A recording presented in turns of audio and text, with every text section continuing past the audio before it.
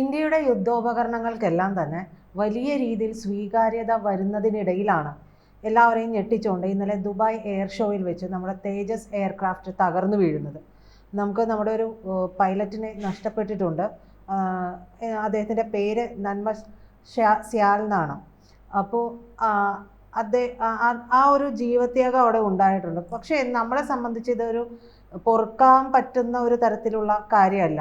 കാരണം 24 വർഷത്തിനിടെ ഇത് രണ്ടാമത്തെ മാത്രം അപകടമാണ്.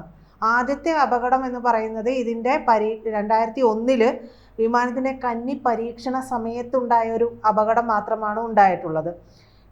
ഇതിൽ തന്നെ പറയേണ്ടുന്ന ഒരു കാര്യമെന്ന് പറയുന്നത് ഈ ഞാൻ പറഞ്ഞതുപോലെ ആയുധ വിപണിയിൽ നമ്മുടെ എയർക്രാഫ്റ്റ് ഉൾപ്പെടെയുള്ള എല്ലാ കാര്യങ്ങൾക്കും വലിയ സ്വീകാര്യതയുണ്ട്. അപ്പോൾ ഈ എയർ ഷോയിലാണല്ലോ F-35 വന്ന് കിടന്നിരുന്നത്. അപ്പോൾ അന്നാണ് എല്ലാവരും പറഞ്ഞത് F-35 വേണ്ട, അതിന് പകരം നമ്മുടെ ഒരു എയർക്രാഫ്റ്റ് മതി എന്നുള്ള തീരുമാനത്തിലേക്ക് മറ്റു രാജ്യങ്ങൾ പോകുന്ന ഒരു സാഹചര്യമുണ്ട്. അതായത് F-35 വലിയ ഡിമാൻഡ് ആ സമയത്ത് ഉണ്ടായിരുന്നില്ല. അതേ സ്ഥാനത്താണ് ഇത്തവണ എയർ ഷോയ്ക്കിടയിൽ നമ്മുടെ എയർക്രാഫ്റ്റ് തകർന്നു വീണിരിക്കുന്നത്.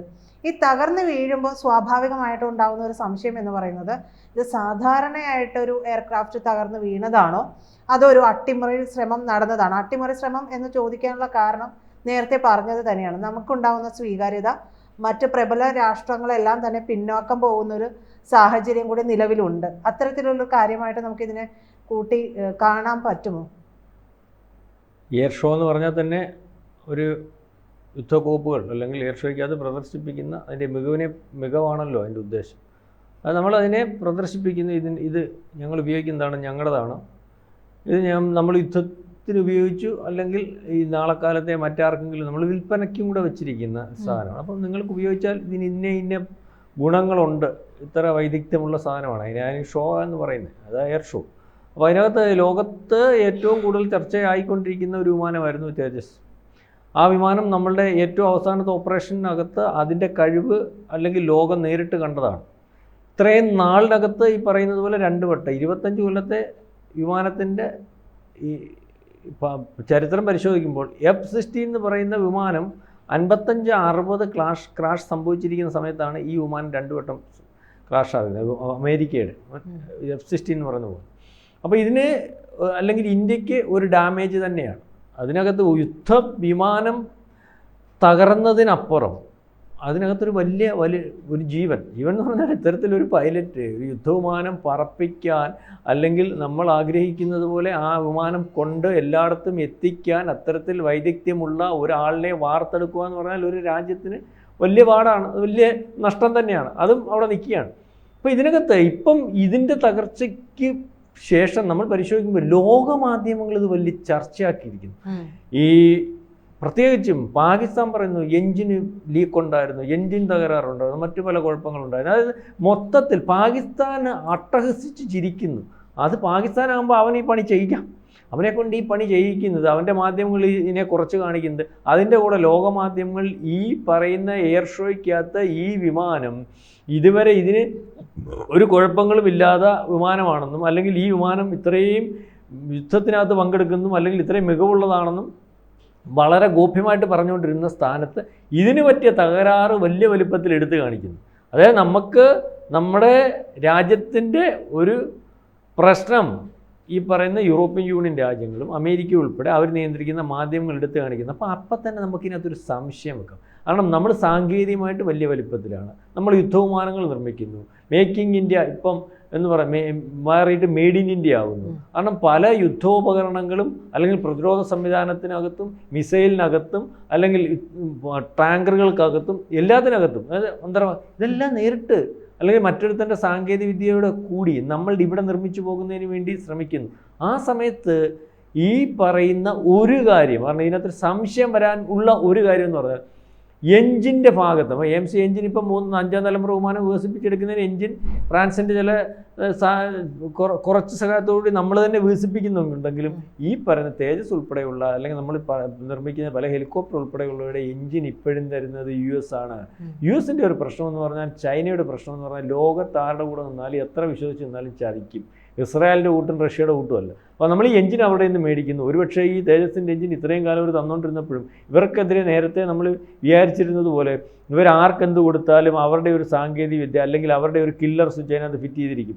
ഏത് സമയവും അതിനെ നിയന്ത്രിക്കാനും അല്ലെങ്കിൽ നമ്മൾ പറത്തിക്കൊണ്ടിരിക്കുന്ന വിമാനത്തെ അല്ലെങ്കിൽ നമ്മൾ ഉപയോഗിച്ചുകൊണ്ടിരിക്കുന്ന മിസൈലിനെ അല്ലെങ്കിൽ നമ്മൾ ഇവരുടെ ടാങ്കർ മേടിച്ചിട്ടുണ്ടാതെ അതിൻ്റെ നിയന്ത്രണത്തെ നിർത്താനോ അല്ലെങ്കിൽ അതിൻ്റെ നിയന്ത്രണത്തെ തകരാറിലാക്കാനോ ഒക്കെ സാധിക്കുന്ന ഒരു പ്രതിസന്ധി സമയത്ത് ഒരു ഇപ്പോൾ തേജസ് വിമാനം നമ്മൾ പാകിസ്ഥാനായിട്ട് യുദ്ധം ചെയ്തിട്ടുണ്ടെങ്കിൽ പാകിസ്ഥാൻ്റെ ഒത്ത നമ്മൾ ആ മിസൈലോ അല്ലെങ്കിൽ അതിൻ്റെ നടുക്ക് വെച്ചിട്ട് നമ്മൾ സ്റ്റോപ്പായി കഴിഞ്ഞാൽ എന്ത് ചെയ്യാൻ തറ വീണു പോകും.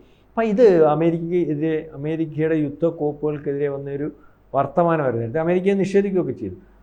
അപ്പോൾ ഇതിനകത്ത് നമുക്കിത് ബോധ്യപ്പെട്ടിട്ടുണ്ട്. കാർഗിൽ യുദ്ധ സമയത്ത് നമ്മൾ പറഞ്ഞിട്ടുണ്ട് നമ്മുടെ ഈ വാക്കി ടോക്കിങ് ഇടയ്ക്ക് വെച്ച് പരസ്പരം മലനിരകളിൽ അങ്ങോട്ടും ഇങ്ങോട്ടും കാണാൻ പോലും പറ്റത്തില്ല. കാരണം ഭയങ്കര പ്രയാസത്തിൽ യുദ്ധം ചെയ്തുകൊണ്ടിരിക്കുന്ന സമയത്ത് അവർ തന്ന ഒരു സിസ്റ്റമാണ് നമ്മുടെ ഈ വയർലെസ് പോലെ.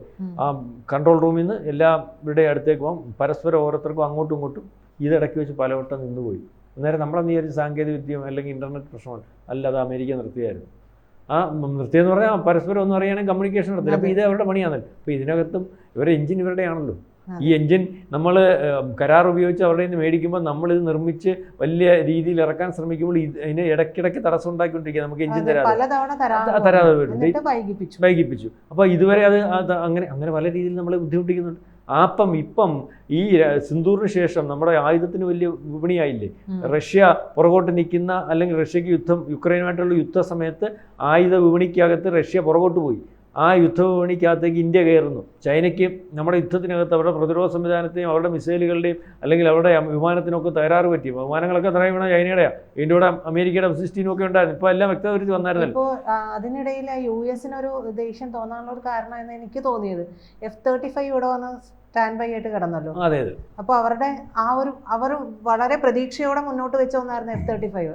അതിൻ്റെ പ്രവർത്തന മികവ് എത്രത്തോളം ഉണ്ട്, നിങ്ങളിത് വാങ്ങരുതെന്ന് കാണിക്കാൻ കൂടിയുള്ള ചില ശ്രമങ്ങൾ, ഇന്ത്യക്ക് ഒരു അനുകൂലമായ രീതിയിലുള്ള ശ്രമങ്ങൾ അമേരിക്കയുടെ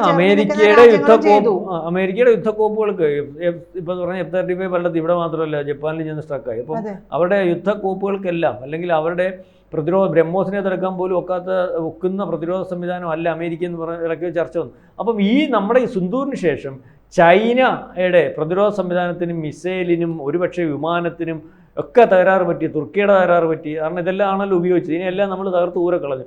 ആ അമേരിക്കയുടെ F-16 പോലുള്ള വിമാനങ്ങൾ അതിനെ തങ്ങൾ തകർത്ത് ഊരക്കളഞ്ഞു. അപ്പോൾ ഇതിനെയൊക്കെ മറികടക്കുന്ന രീതിയിൽ നമ്മൾ വന്നു. കാരണം അമേരിക്കയും റഷ്യയും നിൽക്കുന്നിടത്ത് അമേരിക്ക ഒരു സൈഡ് നിൽക്കുമ്പോൾ റഷ്യക്ക് ഇപ്പുറത്ത് മത്സരിക്കാൻ പറ്റാത്തവണ്ണം യുക്രൈനുമായിട്ട് യുദ്ധോപകരണ കാലത്ത് നിൽക്കുമ്പോൾ ആ ഗ്യാപ്പ് ഫില്ല് ചെയ്തുകൊണ്ടിരിക്കുകയാണ്. അതിന് നമ്മൾ യുദ്ധം സഹായമായി. അപ്പോൾ നമ്മുടെ യുദ്ധക്കോപ്പുകളുടെ ഒരു പ്രൊമോഷനാണല്ലോ ഇത്. അല്ലെങ്കിൽ അതിന് ഒരു തടസ്സം അല്ലെങ്കിൽ ഇത്തരത്തിലൊരു വിഘ്നം ഉണ്ടാക്കുക എന്ന് പറഞ്ഞാൽ ഇപ്പം നമ്മൾ ഇപ്പോഴത്തെ ഒരു ഉയർച്ച അല്ലെങ്കിൽ നമ്മുടെ യുദ്ധക്കോപ്പുകൾക്ക് ലോകത്തുള്ളൊരു ഡിമാൻഡ്, വിശ്വാസ്യത ഒക്കെ ഇതോടുകൂടി നഷ്ടപ്പെടുത്താൻ ഒരു പരിധിവരെ സാധിക്കും. അതിനുവേണ്ടിയുള്ള ഒരു ശ്രമം ഇതിൻ്റെ പിറകിലുണ്ടോ എന്ന് സംശയിക്കേണ്ടിയിരിക്കുന്നു. ഈ കില്ലർ സ്വിച്ചുകൾ നേരത്തെ ചർച്ച ചെയ്തിട്ടുള്ളതാണ്. അത് ഇവർ നിർമ്മിച്ചു തരുന്ന അല്ലെങ്കിൽ എഞ്ചിനായതുകൊണ്ട് അതിനുള്ള സാധ്യതയും നമ്മൾക്ക് ചിന്തിച്ചുകൂടായില്ല. ഏതായാലും എയർഫോഴ്സൊക്കെ ഇതിനെപ്പറ്റി വലിയ വലുപ്പത്തിൽ അന്വേഷണം നടത്തുന്നുണ്ട്. അവരതിൻ്റെ അകത്ത് വ്യക്തത വരുത്തി പറയുമെന്ന് നമുക്കറിയാം. സാധ്യത വളരെ കുറവാണ്. അവർക്കേ അറിയാൻ പറ്റത്തുള്ളൂ. പിന്നെ ഇതിൻ്റെ സാങ്കേതിക വിദ്യക്കകത്ത് തകരാറ് നേരത്തെ പറഞ്ഞതുപോലെ പാകിസ്ഥാൻ എന്ന് പറഞ്ഞ പൊട്ടം പറയുന്ന പോലെ എഞ്ചിൻ ലീക്കിനകത്ത് ഓയിൽ ലീക്ക് ഉണ്ടെങ്കിലും സാങ്കേതികവിദ്യ ഉണ്ടെങ്കിലും വിമാനത്തിനകത്ത് പൈലറ്റിന് അറിയാൻ പറ്റും, അത് താത്തിറക്കാൻ പറ്റും. പക്ഷേ ഇയാൾ താപ്പോട്ട് വന്നിട്ട് വീണ്ടും പൊങ്ങാൻ വേണ്ടി ശ്രമിക്കുന്നു എന്നാണ് മനസ്സിലാവുന്നത്. എന്താണെന്ന് അറിയത്തില്ല. പിന്നെ അയാൾക്ക് നമ്മൾ ഈ പറഞ്ഞതുപോലെ ഒരു മനുഷ്യനാണ്. പെട്ടെന്ന് എന്തെങ്കിലും ഈ വിമാനം പറന്നത് വളരെ നേരെ താപ്പോട്ട് വരും, ഇങ്ങനെ മറിക്കും തിരിക്കും. അപ്പം ഈ കോൺഷ്യസിനകത്തൊരു വ്യത്യാസം വന്നാൽ മതി. നമ്മൾ ഈ മനുഷ്യനാണ് അല്ലെങ്കിൽ എന്തെങ്കിലും ശാരീരിക പ്രശ്നമോ ഏതായാലും അതിനകത്തൊരു വലിയ ദുരൂഹത. കാരണം ദുരൂഹത വരാൻ കാര്യം എന്ന് പറഞ്ഞാൽ ഇത് തകർന്നതിന് ശേഷം ഇതിനെതിരെയുള്ള ഒരു പ്രചരണം ഒരുപക്ഷെ ലോകമാധ്യമങ്ങൾ, അമേരിക്ക നിയന്ത്രിക്കുന്ന മാധ്യമങ്ങൾ, യൂറോപ്യൻ മാധ്യമങ്ങൾ ഒക്കെ വലിയ ചർച്ചയാക്കിയിട്ടുണ്ട്. ഒരു യുദ്ധവിമാനം ഒരു ഷോയ്ക്കിടയ്ക്ക് തകരുന്നത് ഇത്രയും വലിയൊരു പ്രചരണമാക്കുന്നതിൻ്റെ പിറകിലൊരു അജണ്ടയുണ്ട്. അത് ഇന്ത്യയുമായിട്ടുള്ള അജണ്ടയാണ്. അതുകൊണ്ട് തന്നെ അതിൻ്റെ പിറകിൽ ഏറ്റവും ആഘോഷമായിട്ട് നിൽക്കുന്ന ചൈനയാണ്, പാകിസ്ഥാനാണ്. മറ്റു പലരും അത് നിശബ്ദമായിട്ട് ആഘോഷിക്കുന്നുണ്ട്.